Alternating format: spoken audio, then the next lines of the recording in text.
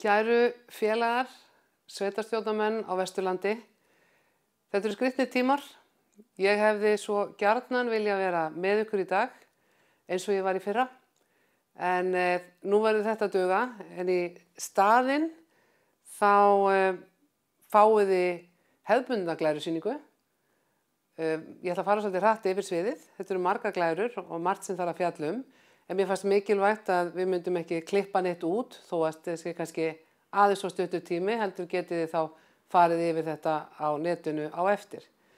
En við verðum að vona að við séum að upplifa tíma sem eru ekki komnir til að vera, þannig að á næsta ári geti ég komið til ykkar og hitt ykkur í eigin persónu og að það muni styttast í það að lífið fari aftur í normalt. Þið þekkið öll stefnumörkun sambandsins sem er leiðarljósið í öllu starfi stjórnar og starfsmanna og þessa stefnumörkun samþykkjum við á 4 ára fresti norður á Akureyri yfirleitt. Þannig að hún er unnin með aðkomu sveitarstjórnarmanna af öllu landinu. Úr þessari stefnumörkun hef ég tekið mér sem aðalatriði að sveitarstjórnarstigið sé öflug meginstoð velferðar. Það er náttúrulega fátt mikilvægara en að nauðsynlegir tekjustofnar séu tryggðir í samræmi við verkefnin sem okkur eru falin. Réttlátt jöfnunarkerfi er lífsnauðsynlegt til þess að öll sveitarfélög séu með þess megnu að sinna lögbónu verkefnum með sambærilegum hætti. Og svo snýst þetta stóru leyti um það að samráð og samtal sé ávallt tryggt við ríkisstjórn og Alþingi og þarna rændi ég slagorðið frá öðrum hópi sem þið þekkið, ekkert okkur án okkar. Ég ætla að segja ykkur það strax að ég mun fara mjög hratt yfir þessar glærur og oft mun ég segja að þetta hafi nú séð áður og þá fer ég ennþá hraðar yfir því að við erum alltaf nýkomin af fjármálaráðstefnunni þar sem að við erum búin að fá ítarlegar upplýsingar og svo eru föstudagsfundirnir líka vel til þess fallin að miðla upplýsingum fjármál og þeir verða út október. En þið sjáið hvað hefur gerst í fjármálum Íslands á þessari glæru. Þetta þekkið þið ágætlega og hefur nú ekki farið fram hjá neinu sem fylgist bara yfirleitt með fréttum að hagvöxtur á Íslandi hefur hrunið með fordæmalausum hætti núna árið 2020 en spár gera ráð fyrir að lífið taki kröftulega við sér aftur og við munum sjá viðsnúning strax 2021. Atvinnuleysið er því miður vondur fylgifiskur þess ástand sem að við nú upplifum og á þessari glæru þá sjáið þið atvinnuleysið á Vesturlandi í samanburði við atvinnuleysi á landinu öllu. Ég hef sagt þegar við ræðum atvinnuleysi að það sé mikilvægt að hafa í huga að þær tölur verðum maður að lesa með samanburð við fólksfjölgun eða fólksfækkun í huga þegar í hinum dreifðari byggðum þar sem að atvinnulíf er einhamvara og fábreyttara þá hefur lokun fyrirtækja og breytingar á atvinnulífi gríðarlega áhrif og veldur því að fólk flytur oft frá bæjunum og frá þeim stöðum þar sem þannig áttar til. En þið sjáið að atvinnuleysi hjá ykkur er þó nokkuð undir landsmeðaltali og náttúrulega langt undir því sem að verst gerist og það eru uggvænlegar núna fréttirnar sem við fáum frá Reykjanesi þar sem verið að spá alltaf 25% atvinnuleysi í vetur. Af atvinnuleysi er mikill samfélagslegu kostnaður og þarna sjáið þið eingöngu útgjöld vegna atvinnuleysisbóta. Og þetta er gríðarlegur viðsnúningur frá því sem var, eðlilega, og þarna erum við að tala að bara atvinnuleysisbæturnar kosti 56 milljarða á þessu ári og fari hægt niður á næstu árum. Þarna er ekki verið að skoða aftur á móti bara annan samfélagslegan kostnað vegna atvinnuleysis sem að við munum sjá hjá okkur sem er aukning í fjárhagsaðstoð og svona í hinni félagslegu þjónustu. Ríkissjóður er að verða fyrir miklu áfalli og mér fannst mikilvægt að taka þessa glæru með til þess að setja okkar stöðu í samhengi. Það eru allir að verða fyrir þungum búsifjum núna af af völdum COVID-19. Ég vildi óska að það væri enginn í þessari stöðu og ég held að ekkert okkar hafi gert ráð fyrir því, bara í byrjun árs 2020, að við gætum nokkuð tíman lent í þessari stöðu. Og þetta einhvern veginn svona svörtustu framtíðar trillar finnast manni vera að raungerast víða þegar maður heyrir fréttir frá útlöndum. Við erum lánsöm þrátt fyrir allt að búa við það að við erum í ríku samfélagi með sterka innviði sem getur tekist á við svona lagað. Það eru ekki allar þjóðir heims svo lánsamar, það er næsta víst. Þarna sáu þið áðan áhrifin á ríkissjóð. Á þessari glæru sjáu þið þessar tölur sem við fórum líka yfir á fjármálaráðstefnunni. Þið þekkið þetta. Það er framundan erfiður rekstur hjá sveitarfélögum. Við þurfum að taka lán, við munum skila í mínus þrátt fyrir að við reynum eins og við getum að nurla fjármunum frá ríkissjóð til stuðnings sveitarfélagana og þarna sjáu þið helstu tölur sem náðu samkomulag í tengslum við samkomulag laga sem er nauðsynlegt í aðdraganda laga opinber fjármál. Sigurður Ingi sjálfsagt búinn að fara yfir stærstu tölurnar þarna, en þarna eru umtalsverði fjármunir að fara yfir til sveitarfélagana og þar er til dæmis þó nokkur bætingin í jöfnunarsjóðs, þannig að við vonumst til þess að það verði ekki jafn svört niðurstaðan í úthlutunum hans í lok árs eins og lítur út fyrir núna.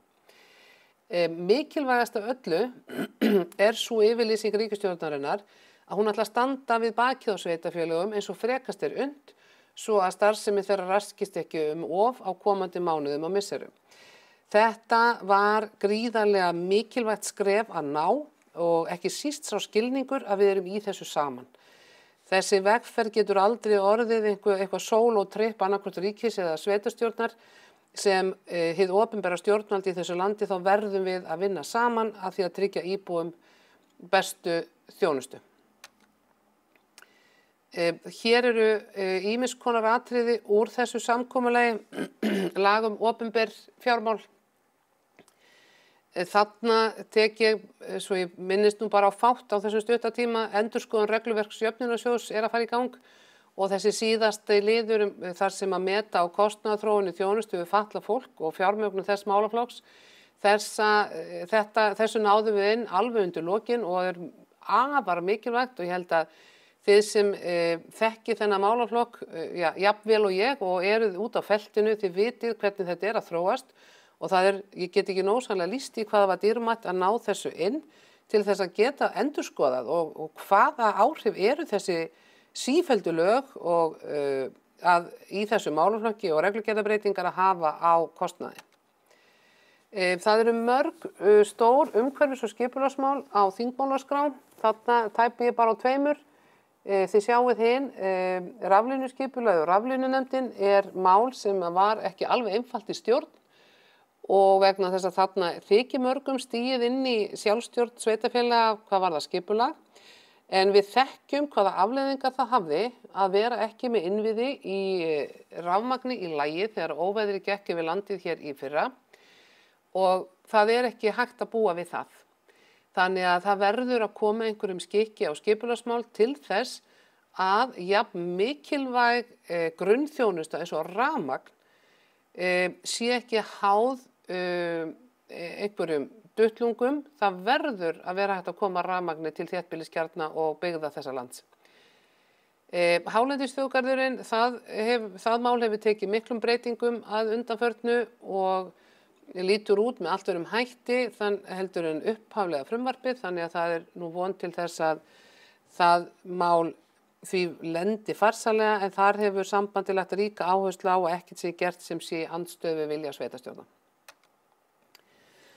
Við megum ekki gleyma öðrum málum þó að allt snúist COVID og viðbrögð við þeirri kreppu sem nú ríður yfir núna.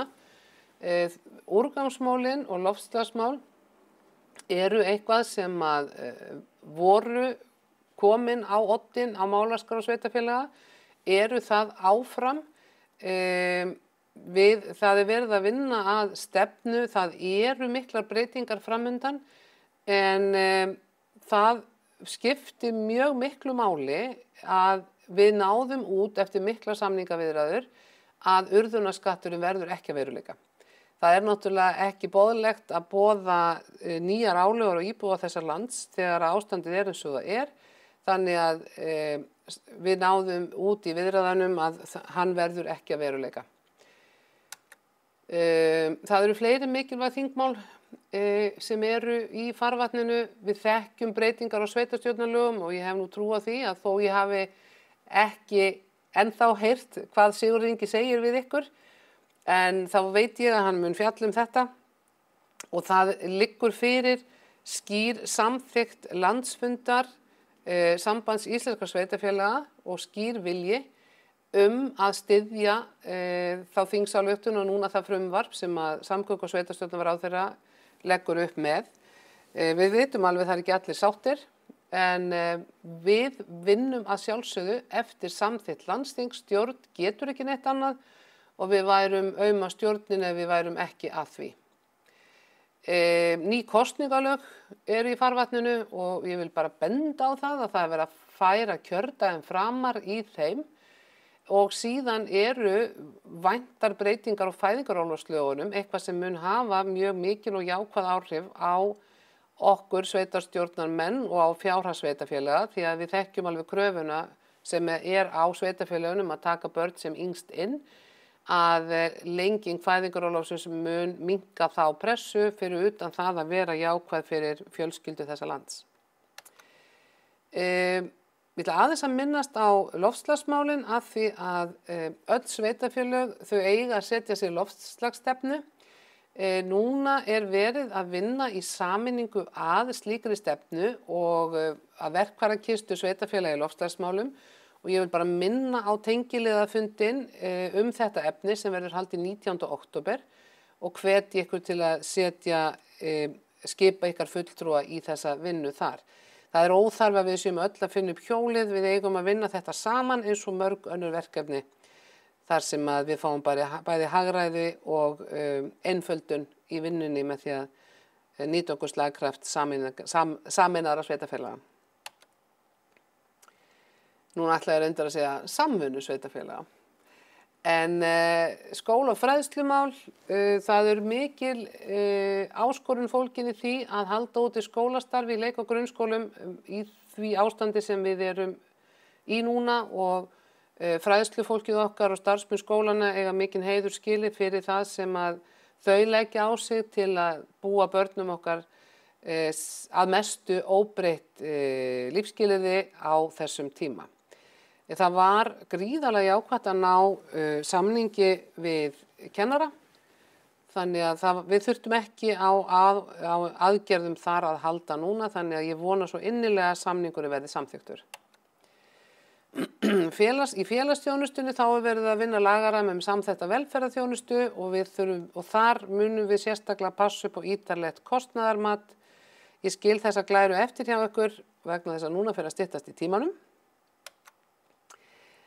Stafræn framþróun, þar hefur Samband íslenskra sveitarfélaga og sveitarfélögum fengið 100 milljónir frá ríkinu til þess að fjármagna vinnu í stafrænni framþróun og við erum að vinna að samstarfsverkefni þannig að við vinnum þetta saman, ríki, Reykjavíkurborg og sveitarfélögin til þess einmitt að nýta fjármuni sem best og nýta slagkraft þeirra sem hvað lengst eru komnir til hagsbóta fyrir öll sveitarfélög í landinu. Kjarasamningar, sambandið gerir 37 kjarasamninga fyrir 61 stéttarfélag. Þetta er ekki búin að vera einföld kjarasamningslota, þær eru það aldrei. Það er búið að semja styttingu vinnuviku og launahækkanir eru samkvæmt lífskjarasamningi. Orlof allar eru orðið 30 dagar og ég vona almenn sátt ríki þá vinnu sem að kjarasviðið okkar er að vinna. Nú eiga þau eftir að klára 2 samninga, það eru hjúkrunarfræðingar og félagskennara í tónlistarskólum og það er nú engin ástæða til að halda annað en það gangi hratt og vel fyrir sig.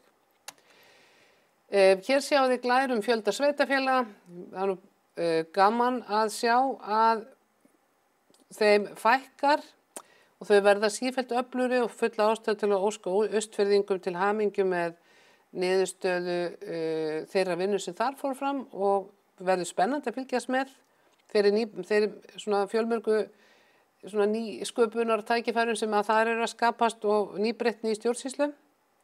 Það eru nokkuð mörg sveitarfélög að vinna að sameiningum og er það vel. En ég geti talað nær því endalaust, myndi mjög gjarnan vilja gera það, en það er ekki hægt, ég hef 15 mínútur og þær eru búnar. Ég vil minna ykkur öll á það að COVID-19 er tímabundið ástand. Við erum öllum borð í sama bátnum. Eins og ég sagði áðan, við búum í góðu samfélagi sem er ótrúlega vel í stakk búið til að takast á við áföll eins og það sem nú dynur yfir. Við vitum alveg að við þurfum líklega að skila í mínus fjárhagsáætlun. Við lifum það af.